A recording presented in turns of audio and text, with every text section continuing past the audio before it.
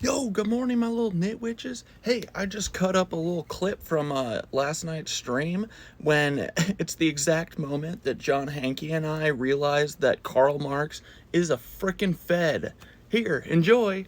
I'm gonna make a whole bunch of stream highlights. You ready? It turns out I'm not a big fan of Marx because He's boring. if Oh my Marx, god. huh? I said because he's If Marx, boring. oh my God, hell Such yes, a drag. My right? god. Spice Oh it up my a little God. bit. But he doesn't mention the Rothschilds. How did you happen to? Oh, it slipped your mind? Probably because he's a Fed. I'm open to that. Oh my God, you have no idea. And if you're going to write the Communist Manifesto, why don't you just say government of the people, by the people, for the people? Period. Done. That's it. That's it. That's our manifesto. Karl Government of the Marx people, is by a the people, for the Fed, people. And confirmed. He's a well, federal agent. oh, you have no idea. I'm going to say this because you raised, but I'm not going around with all this stuff. And I've read a lot of Marx, and I'm so offended, like you said, that he's supposed to be writing for the working class. And he writes in this jargon that if you don't have a college degree, you don't have a chance of understanding what he's getting at. And if you do have one, it's going to give you a headache trying to get through it. And come on, you don't know better than that? Whatever. So, one of my theses is that the Rothschilds in 1829 decided that they wanted Palestine for themselves and that they were going to call it Israel. And they tried to acquire it. And part of the plan was to weaken the Sultan of Turkey. Huh. And I found, so the Crimea War, what the hell are the British doing fighting the Crimea These War against fucking Russia to defend Turkey? Rothschilds. Because they're trying to cuddle up to the Turks so that they can wheedle Palestine out of them. Yep. And I find this essay written by Marx about the Crimea War in which he is advocating for the Crimea War. Brother. And he says that the plum to be won in this is Palestine. Dude. This is crazy, but I think we're right. He wrote 100%. it. It wasn't me. He Yeah, wrote that. exactly, right? Dude. But It makes sense. It like makes I'm so saying, much sense. you know the word communist comes from the word community, Mm-hmm. which comes from the way that the Swiss peasants live, and I think the way all peasants live, which is that everybody is responsible for everybody. And some hungry kid comes walking into your house and asks you for food, you feed him. Mm-hmm. No questions asked. And some woman's husband dies and she's got all these kids, and everybody helps her out every chance they get. And no one would ever say no to a reasonable request that she made. And that's what a community is. And that's Richard Leakey. You know who Richard Leakey is? Mm-mm.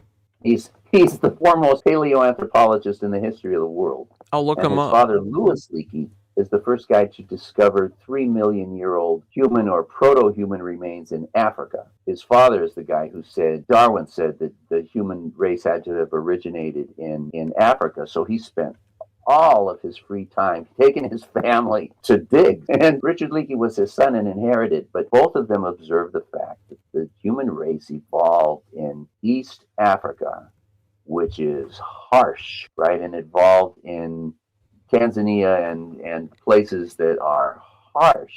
And there's lions and there's jackals, right? Hyenas, and the reason that our ancestors for the last 30 million years, somewhere between 10 million years ago and 30 million years ago, our ancestors were driven out of the jungles by the chimps, who are much, much stronger, right? A human without a weapon Yeah. is in deep, deep trouble if they get in a fight with a chimp. So they moved out onto the savannas, but you couldn't possibly survive if everybody wasn't on the same team, right? Yeah, yeah. Everybody had to be on the same team. Everybody Agreed. had to be, right, cooperating to the fullest extent.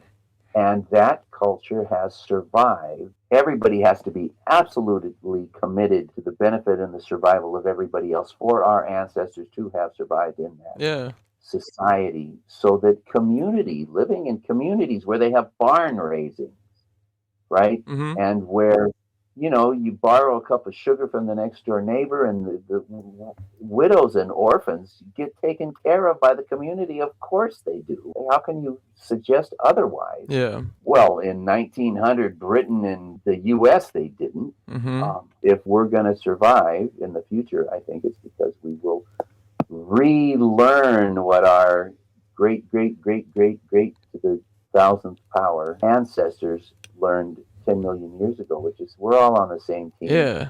We're all in the same boat. Yep.